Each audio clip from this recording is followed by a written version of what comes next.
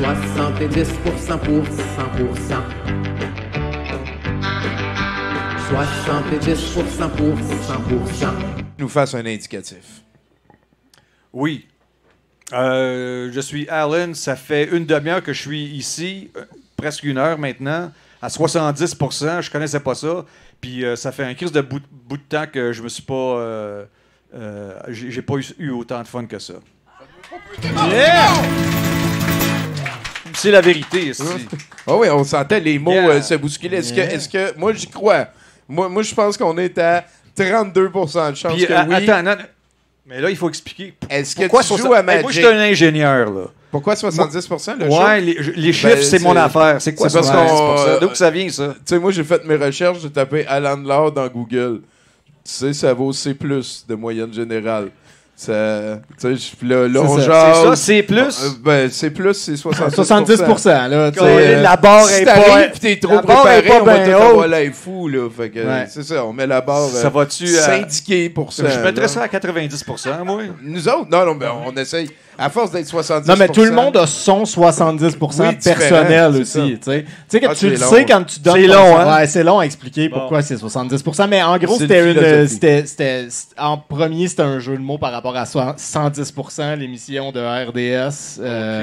À TQS. C'était à TQA. Ah, imagine, ça date de Fuck, 2005-2006 c'est qu'on a vrai, nommé ce 110%. show-là. J'ai un slogan pour vous autres. OK, on est prêt? 70%, tu veux pas être dans le 30%. Ah, OK. T'es le poète, Chris. Ben, en tout cas, M'a découpé celle-là aussi avec ça. si t'es dans le 30%, paraît que t'as pas voté pour la CAQ en même temps. Fait que, je sais pas. Là-dessus, est-ce que tu joues à Magic? C'est quoi ça?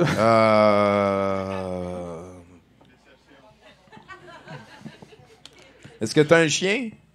Non, je suis un gars à chat. Je suis un cat guy. Cats. Hey, check, qu'est-ce qui va se passer à partir de maintenant? On a un sublime house band en la personne de Mathieu Boudreau. Hein, Yes. Il est rock, il est barbu. All right. Est-ce qu'on va faire une fois de temps en temps? Je vais te demander, Alan, commande un nouveau chroniqueur à notre house band. Comme moi, je vais le faire là.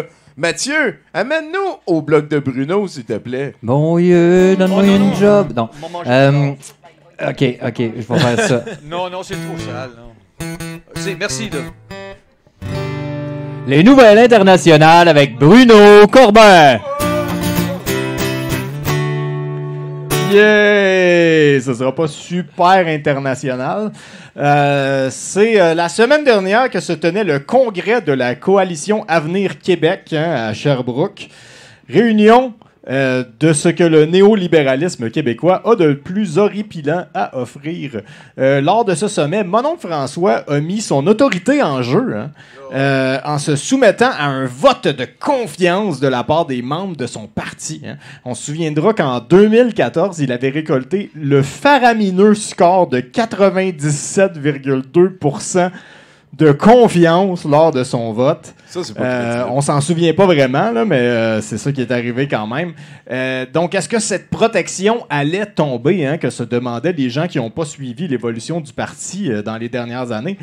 Parce qu'effectivement, c'est rare qu'un chef de parti élu pour une deuxième fois, avec encore plus de députés que la première fois, qui peut en gros faire ce qu'il veut des politiques culturelles et économiques du Québec grâce à sa super majorité, perdre de l'appui de son parti. Et effectivement, comme prévu, les gens qui suivent, mon oncle François a réussi à augmenter son score de 1,3% pour une confiance rocambolesque de 98,5%. Hey, c'est des chiffres à Saddam Hussein. Ben oui, parce que la chose la plus sexy chez les caquistes, c'est le conformisme. Et de ce que j'ai pu trouver, il s'agit d'ailleurs du plus haut vote de confiance de l'histoire de la politique québécoise. Avec en seconde place Jean Charest chez les libéraux, ex aequo avec le score précédent de mon oncle François, 97,2%. Et en troisième, l'ancien chef de l'ADQ et commentateur politique pertinent, Mario Dumont, avec 97%. C'est drôle que ces gros scores-là soient associés avec des partis de droite tout le temps, on dirait.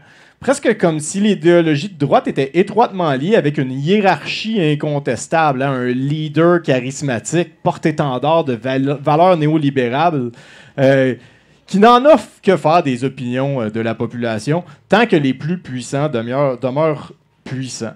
Et on s'entend, la raison principale pour laquelle il n'y a pas eu 100%, hein, c'est probablement que les 1,5% de dissidents trouvent qu'une augmentation de salaire de 30% ou 30 000 $ par année pour les députés est un peu exagérée vu le climat économique actuel. Mais le raisonnement, hein, de mon oncle François sur le dossier, c'est que le salaire des députés n'est pas assez pour attirer les personnes qui ne sont pas riches au poste de député. Hein. Parce que qui peut vivre d'un maigre 100 000 $ par année plus les bénéfices de nos jours? Pas moins. Tu sais, 30 000 $ par année de plus, ça rend le poste plus inclusif pour les personnes démunies, selon le premier ministre. Considérant son public cible, on peut comprendre sa position. Hein. On peut imaginer que la majorité des membres de son parti seraient affectés négativement par un salaire de 100 000 $ par année. Surtout s'ils doivent en plus vendre leur part dans des compagnies qui font affaire avec le gouvernement, les empêchant de se servir de leur poste pour avoir un bonus de salaire, hein, qui pourrait équivaloir à ce qu'ils faisaient avant de décider de servir la population. Bruno, t'es encore en train d'étouffer le fit Z en toi. Là. Réfléchir. Après tout, hein, c'est quoi l'avantage d'être député si t'as pas le droit d'être en conflit d'intérêts? Quoi qu'à la CAQ, hein, le conflit d'intérêts est un bon moyen de grimper les rangs. On peut demander d'ailleurs à Pierre Fitzgibbon. En fait, on dirait presque que ce que mon oncle François voulait dire, c'est le contraire de ce qu'il a dit. L'augmentation de salaire des députés n'est pas là pour attirer les gens qui sont pas indépendants de fortune, mais bien pour aller attirer les gens qui le sont, pour que le salaire soit plus alléchant pour les gens qui ont déjà un bon salaire, pour que le poste de député soit plus attirant pour sa base et ainsi assurer sa retraite de gars riche, hein?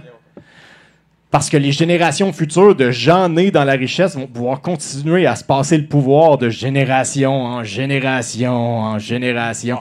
Oui, parce que ce move-là de mon oncle François, hein, il continue à faire qu'est-ce qu'il fait de mieux. Hein, se contre-foutre de l'opinion publique, protéger l'économie capitaliste sauvage, assurer son avenir personnel et celui de ses proches, mentir sur ses raisons, le tout avec le sourire. Hein, il est charismatique quand même, le bonhomme.